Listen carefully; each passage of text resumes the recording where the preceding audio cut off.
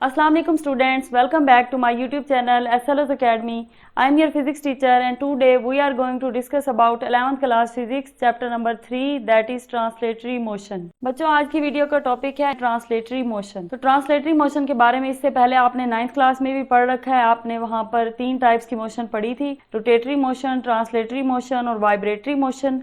तो यहाँ पर हमने जो चैप्टर पढ़ना है वो पूरा का पूरा एक मोशन की टाइप के ऊपर है, ट्रांसलेटरी मोशन पर। तो सबसे पहले हम मोशन की डेफिनेशन देखते हैं, क्योंकि ट्रांसलेटरी मोशन से पहले आपको ये पता होना चाहिए कि मोशन क्या होती है। तो मोशन की डेफिनेशन इस तरह से है कि the change in position of an object over time with respect to its surrounding. अच्छा, वैसे मैं आपसे पूछूं मोशन क्या होती है तो आप सबका यही जवाब होगा कि चेंज इन पोजीशन, किसी भी ऑब्जेक्ट का अपनी एक जगह से दूसरी जगह पर चले जाना, यानी अपनी ओरिजिनल पोजीशन छोड़कर मूव ऑन कर जाना, ये क्या होता है, ये मोशन होती है, किसी भी ऑब्जेक्ट की हरकत होती है। तो इसी तरह से उसकी डेफिनेशन है कि the change in position of an object over time. अब जाहिर सी बात है जब वो अपनी पोजीशन चेंज करेगा तो टाइम भी गुजर रहा होगा, बेशक वो मिली सेकेंड में हो, नैनो सेकेंड में ही क्यों ना हो, लेकिन टाइम गुजर रहा होगा।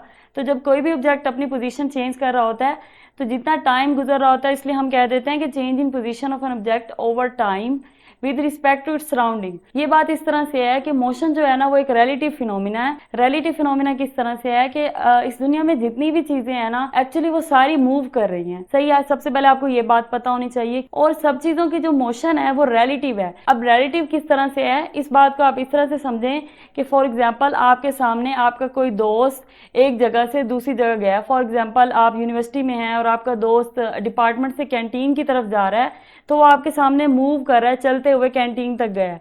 अब जब वो मूव कर रहा है उसकी मोशन है, यानी उसकी पोजीशन चेंज हो रही है। तो जो चेंज इन पोजीशन है, एक तो उसके साथ साथ टाइम भी पास हो रहा है, टाइम भी गुजर रहा है, और दूसरा विद रिस्पेक्ट टू सराउंडिंग इस तरह से है कि अब वो हमें क्यों लग रहा है कि वो चल रहा है, इस वजह से क्योंकि उसके इर्द गिर्द की जो चीजें हैं, जैसे आप हैं या उसके अलावा इर्द गिर्द में दरख्त हैं, ग्राउंड है, जो बाकी बच्चे हैं वो रुके होंगे, इसलिए हमें लग रहा है कि वो उनके हिसाब से चल रहा है। यानी क्योंकि वो स्टैंडिंग पोजीशन में है, वो सारी चीजें रुकी हुई हैं, और अगर वो चल के जा रहा है तो वो उसकी पोजीशन में चेंज आ रहा है, बाकी चीजों की पोजीशन चेंज नहीं हो रही। अगर बाकी चीजों की पोजीशन चेंज नहीं हो रही, इसका मतलब है वो स्टूडेंट या वो आपका दोस्त विद रिस्पेक्ट टू देम क्या कर रहा है, मूव कर रहा है, अपनी पोजीशन को चेंज कर रहा है। अगर वो उनके हिसाब से अपनी पोजीशन को चेंज कर रहा है with respect to time, time भी साथ साथ गुजर रहा है, तो ये जो पोजीशन में चेंज आना है ये क्या कहलाता है, ये मोशन कहलाता है। तो आज से आपको एक बात तो पता चल गई कि मोशन क्या है, एक रिलेटिव फिनोमिना है। सही है, मतलब कि मोशन किसी न किसी दूसरे ऑब्जेक्ट पे डिपेंड करती है, किसी न किसी दूसरी चीज के हिसाब से। हम किसी भी चीज को जब कह रहे होते हैं कि ये मूव कर रही है तो उसके दूसरी चीज के रिस्पेक्ट से कह रहे होते हैं, कोई ना कोई चीज उसके मुकाबले में रुकी होती है, क्योंकि हम ऐसे ही नहीं किसी चीज को कह सकते वो मूव कर रही है। फॉर एग्जाम्पल आप एक जगह पे खड़े हुए हैं, बस स्टैंड पे खड़े हुए हैं, और वहां से आपके सामने एक बस गुजरी है जिसमें बहुत सारे पैसेंजर बैठे हुए हैं। अब जब वो बस आपके सामने से गुजरेगी तो आपको बाहर खड़े होकर ये लग रहा है कि वो जो बस के पैसेंजर हैं वो चल रहे हैं, क्योंकि आप बस को चलते हुए देख रहे हैं, तो आपको लग रहा है वो बस आपके सामने से गुजर के गई है, और जो पैसेंजर वहां पर हैं, वहां पे अंदर जो बैठे हैं वो भी मूव ऑन करके गए हैं। बेशक वो फिजिकली नहीं चल रहे, वहां पर वो सीट्स पे बैठे हुए हैं, लेकिन उनकी पोजीशन तो चेंज हो रही है ना। यानी वो आपके सामने से दाएं जानिब से बाएं जानिब अगर गई है तो दाएं से बाएं जाते हुए उन सबकी पोजीशन चेंज हुई है। तो जो उनकी पोजीशन चेंज हुई है इसका मतलब है वो सारे मूव कर रहे हैं, बेशक वो फिजिकली या प्रैक्टिकली मूव नहीं कर रहे, लेकिन वो मोशन में है। तो मोशन में किस तरह से है, with respect to yourself, आपके हिसाब से वो मोशन में है, क्योंकि आप वहां पे खड़े हैं इसलिए आपको लग रहा है कि वो सारे मूव कर रहे हैं। लेकिन अगर हम उनकी बात करें पैसेंजर की, तो वो जो अंदर पैसेंजर बैठे हैं उनके हिसाब से वो सब बैठे हुए हैं, एट रेस्ट हैं, क्योंकि वो सब अपने हिसाब से सीट्स पे बैठे हुए हैं। और उनमें से जैसे फॉर एग्जांपल जो बस का कंडक्टर होता है जो कि हमारे पास किराया लेने के लिए आता है, जब वो मूव करके आता है तो उनके हिसाब से सिर्फ वो मूव कर रहा है, क्योंकि वो वहां पर चल रहा है और वो सारे बैठे हुए हैं। तो हर जगह की जो मोशन होती है वो उसकी सराउंडिंग के हिसाब से होती है।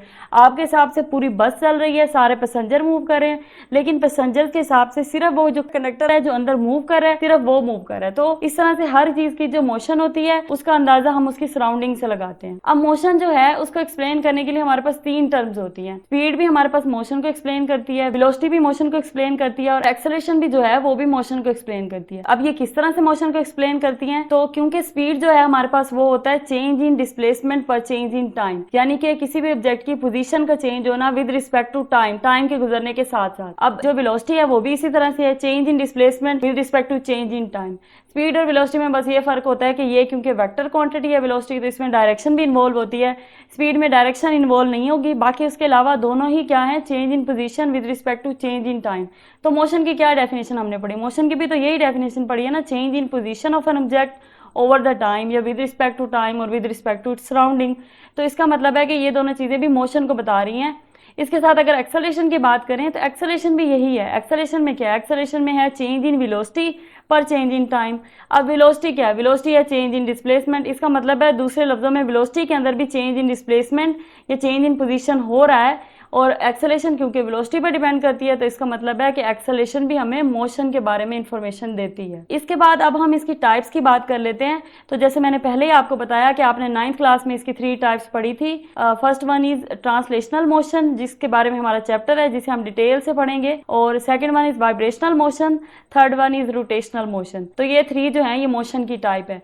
अब जो ट्रांसलेटरी मोशन है इसे हम मजीद भी डिटेल में पढ़ेंगे, लेकिन यहाँ पर मैं थोड़ा सा बता देती हूँ कि ये ऐसी मोशन होती है ऑब्जेक्ट की जो एक स्ट्रेट लाइन के अंदर होती है, और ये क्या होती है, कांस्टेंट मोशन है। यानी कि इसके जैसे फॉर एग्जांपल एक ऑब्जेक्ट जिस भी वेलोसिटी के साथ चल रहा है वो कांस्टेंटली उसी वेलोसिटी के साथ चलता रहेगा, यानी चेंज इन पोजीशन जो है जो with respect to change in time आ रहा है वो कांस्टेंट आएगा। जितना उसने पहले 10 सेकंड में डिस्टेंस ट्रेवल किया होगा अगले 10 में भी उतना ही डिस्टेंस ट्रेवल करेगा, इसी तरह जितना अगले 10 में करेगा उतना ही उससे अगले में, तो मतलब हर 10 सेकंड में वो इक्वल डिस्टेंस ट्रेवल कर रहा है। तो ये जो है ये हमारे पास क्या होगी, ट्रांसलेटरी मोशन होगी। और इसके अलावा इसकी डायरेक्शन भी सेम होती है, यानी सेम डायरेक्शन में जिस भी डायरेक्शन में ऑब्जेक्ट मूव कर रहा है वो उसी में मूव करता रहता है। अब इसके अलावा हमारे पास है वाइब्रेशनल मोशन। तो ये वाइब्रेशन जैसे नाम से पता चल रहा है वाइब्रेटरी, यानी कि इसमें वाइब्रेशन हो रही है, टू एंड फ्रो मोशन। तो टू एंड फ्रो मोशन की एग्जांपल आपने 10th क्लास में पढ़ी थी सिंपल पेंडुलम में। सिंपल पेंडुलम के टॉपिक में वहां पर आपने टू एंड फ्रो मोशन को पढ़ा था कि एक चीज की एक जगह से दूसरी जगह जाना, पीरियोडिक मोशन करना, यानी कि वो बार बार अपनी मीन पोजीशन से गुजर रही है। जैसे आपने बॉब के लिए पढ़ा था, सिंपल पेंडुलम के लिए पढ़ा था कि वहां पर आपके पास एक स्ट्रिंग होती है जिसके नीचे मैस हैंग किया होता है, तो वो मैस एक स्फेयर की फॉर्म में होता है। आप बॉल भी ले सकते हैं। आप फॉर एग्जांपल आप इमेजिन कर लें कि एक रस्सी है या एक धागा है जिसके साथ नीचे बॉल लटकी हुई है। तो अगर आप उसे मूव करेंगे तो आप अगर उसे एक तरफ पुश करेंगे तो क्या होगा, वो एक तरफ जाएगी जिस तरफ आपने पुश किया,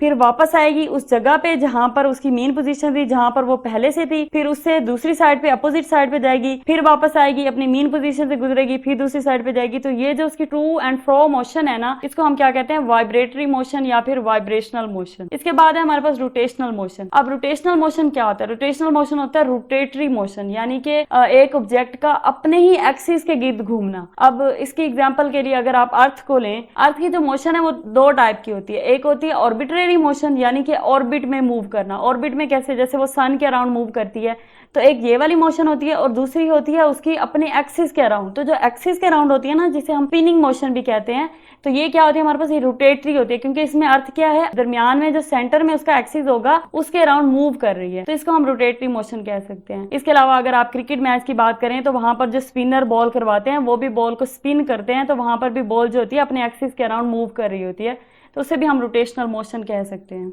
अब यहाँ पर मैंने ट्रांसलेशनल मोशन की डेफिनेशन लिख दी है। तो जैसे मैंने आपको बताया कि a type of motion in which all parts of an object move the same distance in the same direction at the same time, यानी कि इक्वल डिस्टेंस ट्रेवल करता है ऑब्जेक्ट सेम डायरेक्शन में सेम टाइम पर। जैसे मैंने आपको कहा कि अगर एक गाड़ी मूव कर रही है, कार मूव कर रही है, तो अगर वो पहले 10 सेकंड में जितना फासला तय कर रही है उतना अगले 10 सेकंड में करे, उतना ही उससे अगले 10 सेकंड में करे, यानी अपने पूरे सफर के दौरान हर टाइम इंटरवल में हर 10-10 सेकंड में अगर वो इक्वल डिस्टेंस ट्रैवल करेगी, तो ये क्या होता है, इसका मतलब है इसकी यूनिफॉर्म वेलोसिटी है, या फिर वो यूनिफॉर्म एक्सेलरेशन के साथ मूव कर रही है, यानी कि जिसमें जा रही है वो उसी में जाए जा रही है और डायरेक्शन सेम रख रही है। तो इसका मतलब है कि उसकी कौन सी मोशन है, वो ट्रांसलेटरी मोशन है, ये ट्रांसलेशनल मोशन है। अच्छा, अब it can be in a straight line और along a curved path and also projectile like motion.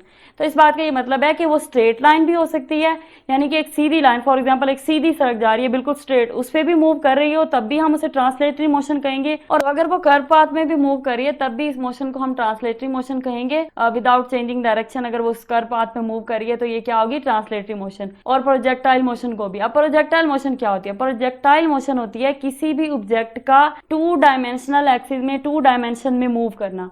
अब 2 डायमेंशन में कैसे, इसको भी हम क्रिकेट से एग्जांपल लेते हैं। जब एक बैटर बॉल को हिट करता है 6 के लिए या फिर वैसे ही 4 के लिए, जब बाउंड्री से बॉल बाहर जाती है तो क्या होता है, बॉल किस तरह से ट्रेवल करती है, बॉल 2 डायमेंशंस के अंदर ट्रेवल कर रही होती है। एक तो वो एक्स एक्सिस पे भी डिस्टेंस ट्रेवल कर रही है, यानी जैसे बैट्समैन ने हिट किया बॉल को तो वो क्या करेगी, बाउंड्री से बाहर जाएगी, और बाउंड्री से बाहर जाते हुए उसने एक्स एक्सिस में भी डिस्टेंस ट्रेवल किया है और वाई एक्सिस में भी किया है, क्योंकि उसकी जो हाइट है, जैसे वो बॉल जाती है तो वो किस तरह से होती है, ऐसे वो कर्व्ड सा पाथ बना रही होती है ना, आर्क की सी शेप होती है ना, तो वो जो शेप है वो क्या है, उसमें हाइट भी इन्वॉल्व हो रही है और उसमें डिस्टेंस भी इन्वॉल्व हो रहा है।